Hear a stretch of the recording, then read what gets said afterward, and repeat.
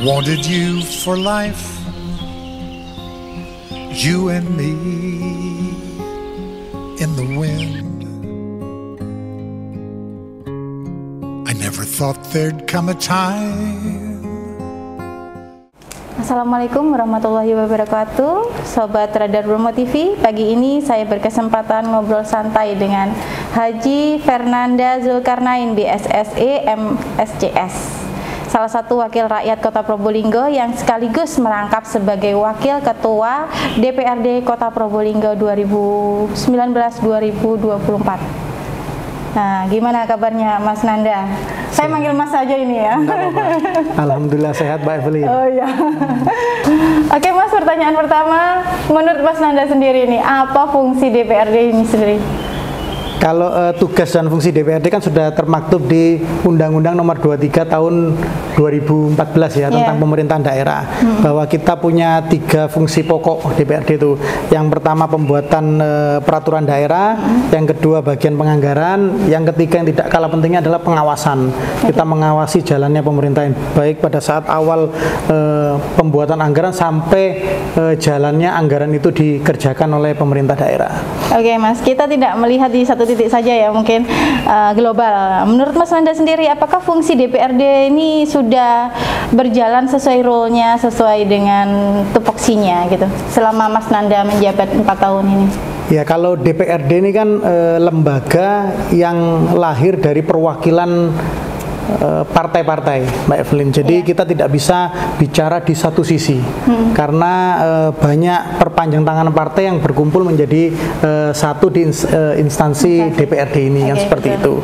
Cuman menurut saya secara pribadi, minimal di lingkup kami ya, kami sudah menjalankan sesuai dengan tupoksi kami, walaupun memang kemungkinan ada beberapa hal yang belum maksimal, karena kan DPRD ini sifatnya kan kolektif kolegial, belum tentu yang kita perjuangkan itu diamini oleh seluruh DPRD dan bisa dijalankan oleh pemerintah daerah. Oke, menjadi amanahnya suara-suara rakyat yang mewakili suara-suara rakyat duduk di kursi legislatif ini, Mas Fernanda sendiri sebenarnya apa yang ingin diperjuangkan ini?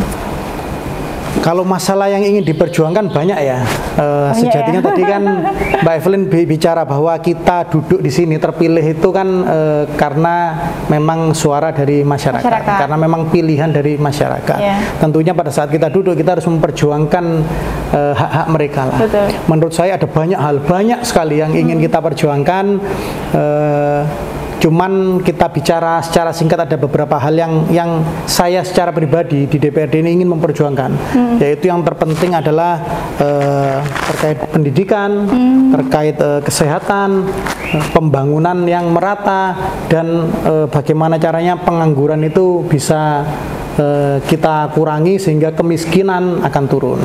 Di 4 hal penting itu masih banyak poin-poin yang lain sebenarnya, hal-hal yang kecil-kecil lainnya. Itu yang ingin kita perjuangkan.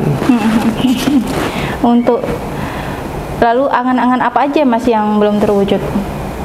Kalau yang belum terwujud banyak ya. Tadi beberapa konsep besar kita itu, kalau sekarang masalah kesehatan, sekarang sudah masyarakat Kota Probolinggo sudah memiliki BPJS gratis ya. Kelas 3 itu merupakan salah satu impian saya di awal yang saya perjuangkan, memang kita perjuangkan melalui DPRD dari awal. Dan alhamdulillah kita ketolong oleh aturan pusat yang diwajibkan setiap daerah punya UHC gratis, sehingga mempercepat pemerintah kota juga melaksanakan BPJS gratis pada masyarakat, kan begitu. Sekarang yang menunggak, tidak menunggak maupun menunggak bisa mendapatkan kesempatan BPJS gratis. Kesehatan sudah lumayan lah selesai. Pendidikan, masih banyak pendidikan. Kami di DPRD mulai 2019 memperjuangkan bagaimana pendidikan ini betul-betul gratis. Gratis bukan hanya uang SPP gratis ya, untuk SD SMP ya, negeri itu, tapi kita memperjuangkan bagaimana hal-hal yang mengeluarkan uang, contohnya seragam siswa. Nah itu ibu bapak bapaknya kan harus mengeluarkan uang. Itu kita perjuangkan untuk gratis. Sampai saat ini masih dalam proses.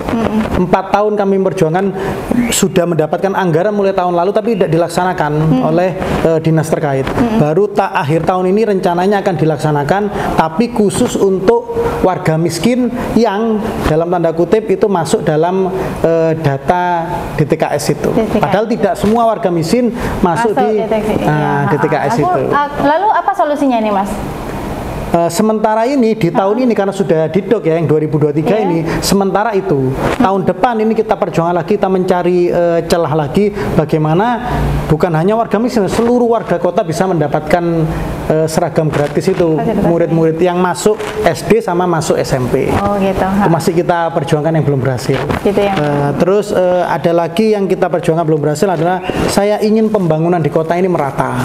Merata dalam hal itu kalau saat ini kan masih terpeta-peta. Oh di sana dibangun, di sini tidak dibangun. Betul. Ya kan di daerah sini terbangun, sana tidak dibangun. Nah, saya ingin ada konsep sebenarnya ya, ini bukan hanya DPR karena yang membuat sebuah visi misi adalah wali kota bukan DPR. DPR tidak membuat visi misi. Nah, wali kota yang membuat visi misi. Cuman karena kita DPR kita mendorong, memberi masukan kepada wali kota untuk bisa menjalankan itu. Jadi bagaimana caranya nanti setiap RT itu bisa membangun nantinya. Gitu ya? Tidak ada iri-irian lagi. RT sama rata ya. Sama rata. RT sini ada masalah gorong-gorongnya, kalau hujan banjir, ya dibangun gorong-gorong di situ. RT sebelahnya gorong-gorong sudah bagus, jalannya rusak, bangunkan jalan. RT sebelah jalan bagus, gorong-gorong bagus, cuma penerangan tidak ada, bangunkan penerangan. Dananya ada kok banyak. Nah itu yang ingin kita perjuangkan sebenarnya. Nah, selain itu Mas, ngomong bicara tentang masalah dunia pendidikan itu ya Mas ya, tadi ya. Mungkin adakah solusi bagaimana kalau seandainya nih ada masyarakat yang ini kan sudah berlangsung ya untuk yang sistem zonasi di Kota Probolinggo ini gimana sih kalau menurut pandangan Mas Nanda untuk mencari solusi bahwa anak-anak yang tidak mendapatkan sekolah karena adanya zonasi ini gimana? Zonasi itu kan sistem yang memang harus diberlakukan secara nasional ya. Cuman kembali lagi memang saya dapat banyak keluhan setiap tahun pendidikan. Kita dapat keluhan banyak putra-putri warga kota itu yang dia tidak bisa sekolah di negeri di kotanya sendiri, ada sampai ke kabupaten. Karena apa? Contohnya aja di daerah barat, Ketapang, Triwung Lora itu tidak ada sekolah SMP negeri. Mesti sudah habis di SMP 10, habis dipilang sudah.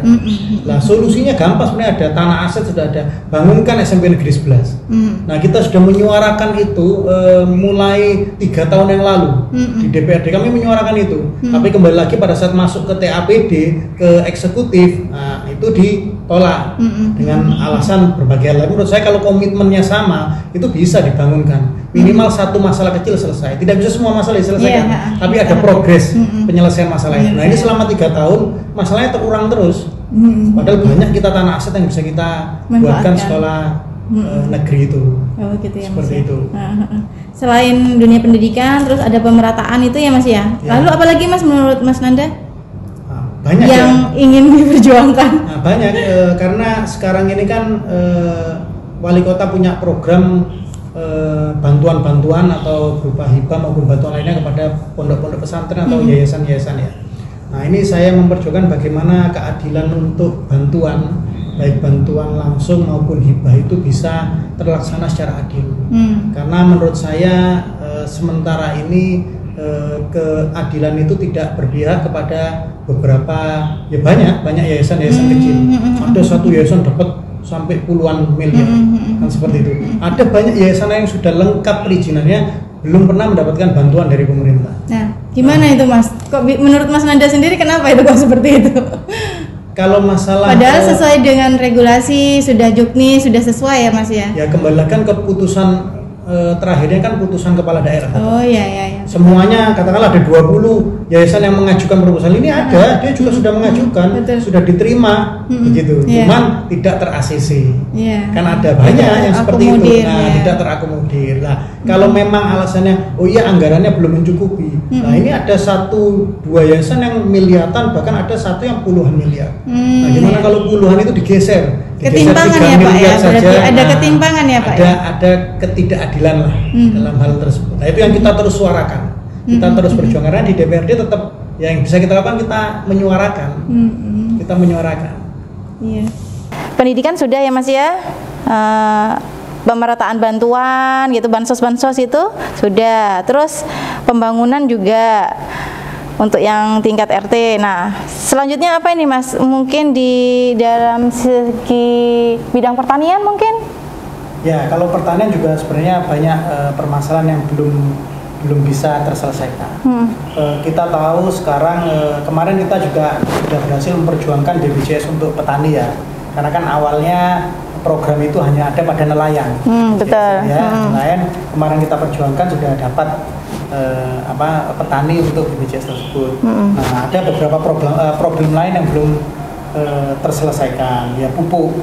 Kita tahu bahwa pupuk ini semakin sulit dicari. Betul. Yang pertama mahal, yang kedua sulit dicari.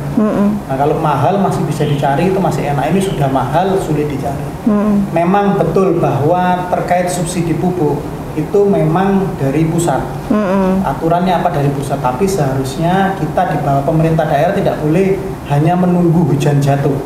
Gitu ya Mas ya. Siapkan data-data semua, mungkin Pak Wali bisa datang ke Kementerian Pertanian, siapkan datanya bahwa di Kota Probolinggo ada sekian ribu petani, ada sekian ratus ribu hektar tanah pertanian yang harus digarap, yang dibutuhkan pupuknya adalah sekian. Lah permintaan kami permohonan begitu ya, belum tentu di ACC, tapi ada ikhtiar usaha untuk berkomunikasi dengan pemerintah pusat gitu ya Mas. Jadi karena di daerah lain kita mendengar ada tambahan subsidi pupuk, ada tambahan, kenapa di kota tidak bisa?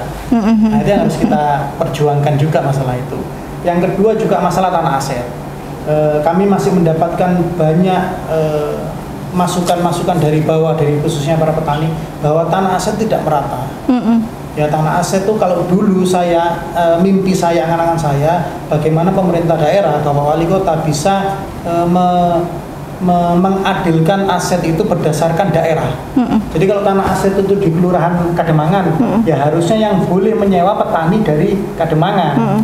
Kalau Kelurahan Wonoase, harusnya yang boleh menyewa karena kebijakan petani dari Wonoase. Berarti selama ini nggak seperti itu ya Mas ya? Tidak. Sampai detik ini yang saya tahu, saya turun di lapangan tidak seperti itu. Ada orang jauh menyewa dan ada yang bukan petani akhirnya mungkin disewakan lagi sama dia. Oh gitu, ada yang gitu ya? Berbagai info-infonya ada. Ya kita tidak bisa menutup telinga bahwa itu di lapangan terjadi.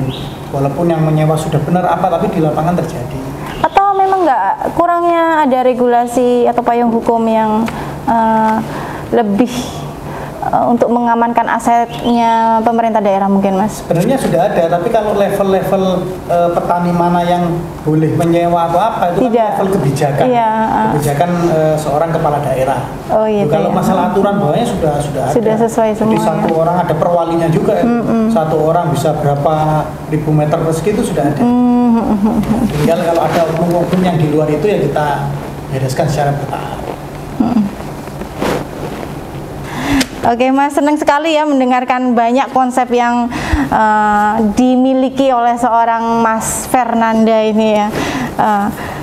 Mas Nanda, kalau punya konsep kayak gini, apakah nggak ada keinginan Mas untuk mencalonkan diri sebagai Wali Kota Probolinggo Mas? Kalau itu ya, kalau keinginan siapa sih yang nggak ingin, mungkin ya, cuman kan jabatan seperti itu kan memang kembali lagi dipilih oleh rakyat. Jadi ya saya tergantung apa kata rakyat. Cuman saya saat ini menjabat sebagai anggota DPRD, ya saya maksimalkan seefektif mungkin untuk membela hak-hak rakyat. Karena sejatinya kepala daerah seperti wali kota, terus anggota DPRD, itu kan nilai rapotnya yang ada ngasih di nilai rapot itu masyarakat. ada di masyarakat. Betul. Ya, jadi kembali nanti ke masyarakat, siapa yang diinginkan oleh masyarakat. Pasti semakin dekat di sana nanti suara-suara itu akan keluar. Ya, jadi kalau masalah ingin tidak ingin, belum tentu yang ingin juga bisa, belum tentu yang tidak ingin juga tidak bisa. Kembali lagi rapotnya adalah di rakyat. Jadi saya pasrahkan ke masyarakat lagi. Bagaimana rapot saya selama ini. Oke, Mas, pertanyaan terakhir ini, adakah harapannya seorang Mas Nanda ini terhadap Kota Probolinggo ke depan? Ya, kalau harapan saya bagaimana Kota Probolinggo bisa maju ya, bisa maju bukan hanya dalam hal kotanya, tapi masyarakatnya. Itu yang penting. Bagaimana seluruh keadilan itu bisa merata, baik keadilan dalam pembangunan, keadilan dalam menentukan hak masing-masing rakyat ya. Saya ini Mbak di Probolinggo sampai SMP. Mulai lahir saya ini putra daerah Probolinggo. Putra daerah ya, Pak. Saya lahir di Kota Probolinggo, SD, SMP 1 di Kota Probolinggo. Setelah itu saya melancong. Saya SMA itu di SMA 1 Surabaya. Saya melancong. Karena di keluarga saya itu diwajibkan putra-putrinya bapak saya itu kalau SMA harus di luar kota. Oh gitu ya Pak ya. Dibuang keluar kota agar bisa mandiri. Nah, setelah SMA saya melancong ke luar negeri. Saya kuliah S1, S2 di luar negeri. Itu kurang lebih hampir 7 tahun saya di luar negeri. Baru saya pulang itu 2009. Ya, saya pulang itu pun membawa semangat apa yang dicita-citakan seorang tua. Nah, bukan hanya orang tua. Saya ingin kota saya itu pulang, itu banyak teman-teman saya nawarin sudah kerja di Jakarta. Di Probolinggo berapa sih dapatnya? Nah, untuk kerja di Jakarta aja Pak. Saya tidak mau karena saya memang ingin membangun Kota Probolinggo. Kembali untuk membangun Kota Probolinggo, membesarkan Kota Probolinggo sendiri ya Pak ya. Itu kan dari tahap awal adalah sebagai pebisnis ya. Iya, Mas. Kita akan membantu perekonomian kita sebagai seorang pebisnis. Ya, sekarang jalurnya berubah ke jalur politik masuk ke DPRD. Ya kita perjuangannya sama. Saya ingin ke depan Kota Probolinggo lebih makmur. Bukan hanya kotanya tapi warganya.